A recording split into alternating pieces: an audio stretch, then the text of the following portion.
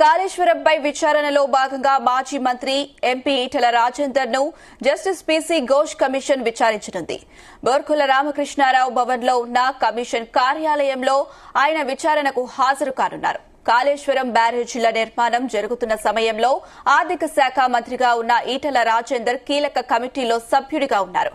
ఆర్థిక విధాన నిర్ణయాలు, బ్యాంకు గ్యారంటీల విడుదల, అంచనాల పెంపుపైన ప్రశ్నించే అవకాశం ఉంది.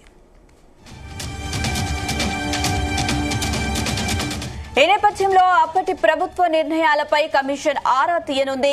ఈ మేరకు ఇప్పటికే సంబంధిత ప్రశ్నావళిని సిద్దం చేసుకున్నట్లు తెలుస్తుంది. ఇప్పటికే కమిషన్ విచారణ తుది అంకానికి చేరుకుంది. ఈటెల రాజేందర్ విచారణ అనంతరం 9న మాజీ మంత్రి హరీష్ రావు, 11న మాజీ సీఎం కేసీఆర్ ను కమిషన్ ప్రశ్నించనుంది. ఇప్పటికే రిటైర్డ్ ఈఎన్సీలు, అధికారులు, ఇంజనీర్లు స్టేట్మెంట్లను కమిషన్ తీసుకుంది.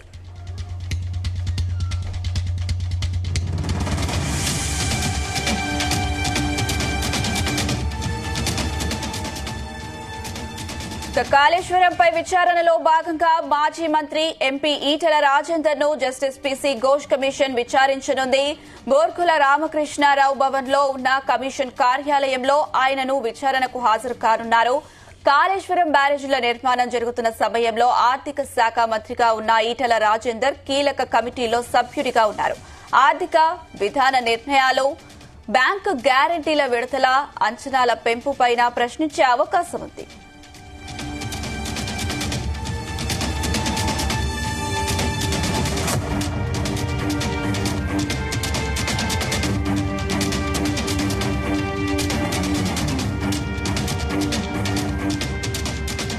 రైట్, ఇదే అంశం సంబంధించి మరిన్ని డీటెయిల్స్ మా ప్రతినిధి శ్రీచరణ్ అందిస్తారు. శ్రీచరణ్,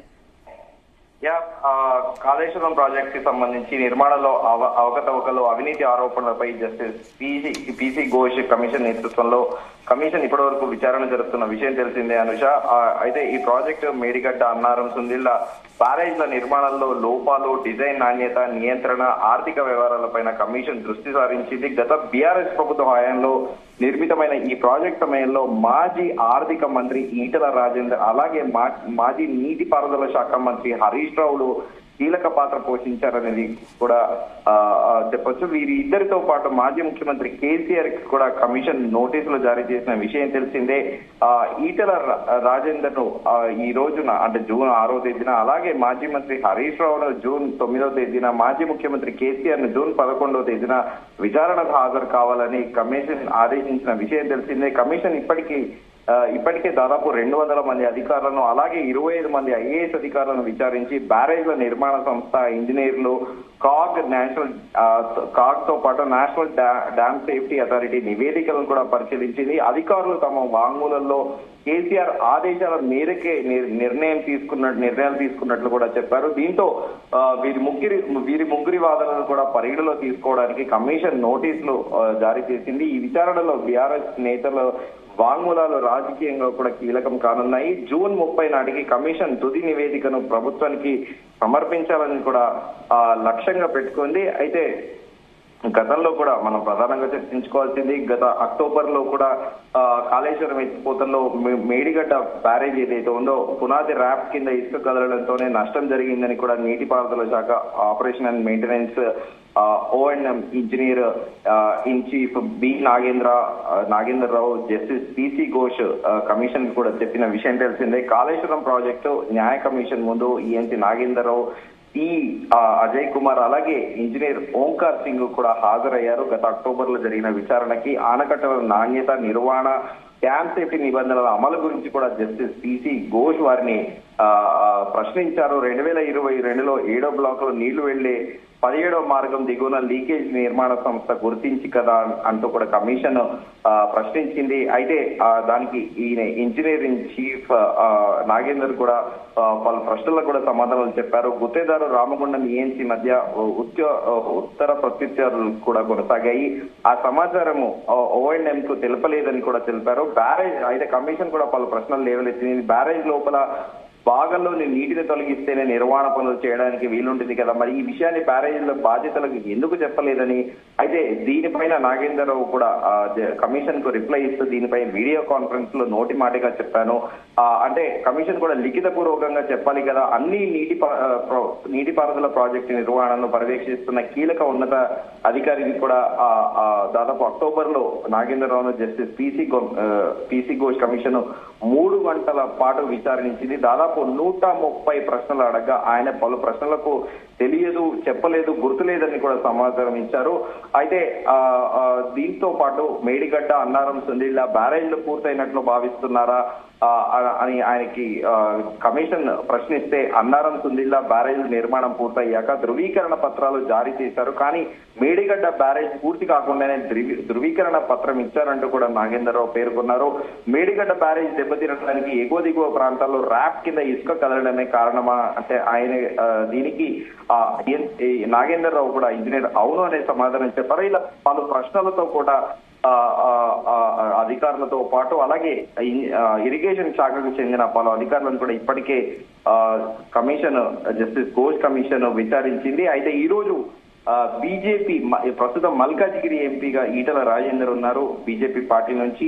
ఆయన గతంలో కూడా ఆర్థిక శాఖ మంత్రిగా పనిచేశారు. అట్ ది సేమ్ టైం మలిదశ తెలంగాణ ఉద్యమంలో ఆయన టిఆర్ఎస్ పార్టీలో నెంబర్ 2గా మెలిగారు. అలాగే మాజీ ముఖ్యమంత్రి కేసీఆర్ కూడా ఉద్యమ సమయంలో తలలో 4గా కూడా వ్యవహరించారు. సో ప్రస్తుతం ఈ రోజు ఈటల రాజేందర్ కూడా కీలక కమిటీల్లో కూడా అప్పట్లో సభ్యుడిగా ఉన్నారు. ఆర్థిక విధానాలు, నిర్ణయాలు, బ్యాంకు గ్యారంటీలు, విడుదల అంచనాల్లో పెంపు పైన కూడా ప్రశ్నించే అవకాశం కూడా ఉంది. ఈ నేపథ్యంలో అప్పటి ప్రభుత్వ నిర్ణయాలపైన కూడా కమిషన్ ఆరా తీయనుంది. ఈ మేరకు ఇప్పటికే సంబంధిత ప్రశ్నావళిని కూడా సిద్ధం చేసినట్లు కూడా సమాచారము. అయితే ఇప్పటికీ కమిషన్ విచారణ తుది అంకానికి కూడా చేరింది. ఈటల రాజేందర్ విచారణ అనంతరం కూడా 9వ తేదీన మాజీ మంత్రి హరీష్ రావు అలాగే 11వ తేదీన మాజీ సీఎం కేసీఆర్ ని కూడా commission ప్రశ్నించనుంది.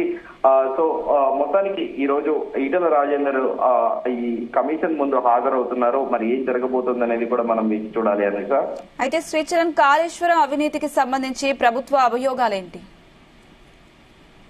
Sorry, will repeat again. Kaleshwaram అవినీతికి సంబంధించి ప్రభుత్వం అభియోగాలు ఏంటి? కాళేశ్వరం ప్రాజెక్టు పైన అంచనాలు అంటే మొదట దానికి డిజైన్ చేసిన అంచనాలు ఒక తీరు ఉన్నాయి. తర్వాత అమాంతం దాని ఎస్టిమేషన్ పెంచారు. 40 కోట్ల నుంచి మొదలైంది, అది ఆఖరికి 1,10,000 కోట్లకు చేరింది. దీంట్లో మొత్తం అవినీతి మయమే జరిగింది అనేది కూడా ప్రధానంగా కాంగ్రెస్ ప్రభుత్వం ఏర్పడినప్పటి నుంచి, అంతకుముందు ప్రతిపక్షంలో ఉన్నప్పుడు కూడా ఆరోపిస్తూ వస్తుంది. కాళేశ్వరం ప్రాజెక్టు పైన దట్టు అదొక లిఫ్ట్ ఇరిగేషన్ ప్రాజెక్టు, ఉన్న చోట కాకుండా దాన్ని రీడిజైన్ చేసి అప్పర్ పార్ట్ లొకేషన్ లో కట్టడం ఏంటి, దానికి పంపు మోటార్లు ఈ నీళ్లు ఎత్తిపోయేటాలు ఏంటి అని కూడా కాంగ్రెస్ మొదటి నుంచి కూడా ఆరోపిస్తూ వస్తున్న విషయం తెలిసిందే. వాస్తవికంగా కూడా చూసుకుంటే ఆ లిఫ్ట్ ఇరిగేషన్ అనేది కూడా కాస్త వ్యయ ప్రయాసాలతో కూడుకున్నది. దీనికి ప్రత్యేకంగా చెప్పుకోవాలంటే విద్యుత్ సరఫరా అనేది అధికమవుతుంది. దాదాపు 100 కోట్లలో కరెంట్ ఎలక్ట్రిసిటీ బిల్స్ పే చేయాల్సి ఉంటుంది, ఎందుకంటే ఈ మోటార్లు నీళ్లు ఎత్తిపోయడంలో.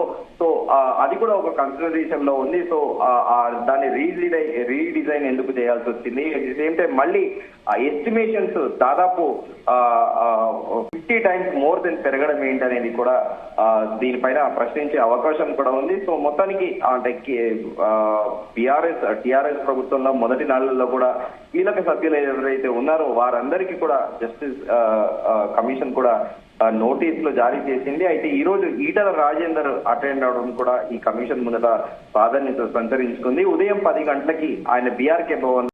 అయితే శ్రీచరణ్, కేసీఆర్ విచారణను వాయిదా వేసుకున్నారు, దాని వెనుక ఏదైనా వ్యూహం ఉండొచ్చు అంటారా? డెఫినెట్ గా మాజీ ముఖ్యమంత్రి హోదాలో ఆయనకి కూడా న్యాయ నిపుణుల సలహా కూడా తీసుకుని ఉండొచ్చు. ఆయనే ఫర్దర్ గా అంటే న్యాయ నిపుణుల సలహాతో పాటు పూర్తి స్థాయిలో అంటే అప్పుడు ఆయనే కూడా స్వయంగా అసెంబ్లీలో కూడా ఆయన ప్రకటించారు, మాజీ ముఖ్యమంత్రి కేసీఆర్ తాను ఇంజనీర్ అవతారం ఎత్తానని, తానే పూర్తి స్థాయిలో దీన్ని పర్యవేక్షించానని, న్యాయ నిపుణులతో పాటు ఇంజనీర్లు అందరి టెక్నీషియన్స్ తో కలిసి కూర్చొని ఈ ప్రాజెక్ట్ కి అంకురార్పణ చేశానని కూడా మాజీ ముఖ్యమంత్రి కేసీఆర్ కూడా తెలిపారు. సో ఈ నేపథ్యంలో ఆయన మొదటి నుంచి కూడా ఎలా మొదలైంది కాళేశ్వరం ప్రాజెక్ట్ అనేది ఒకసారి రీక్యాప్ చేసుకొని న్యాయ నిపుణుల సలహా తీసుకొని కూడా అందుకే ఆయన పోస్ట్ పోన్ చేసుకుని ఉండొచ్చు అనేది కూడా ప్రస్తుతం తెలుస్తుంది. Anusha. Right Sricharan, thank you.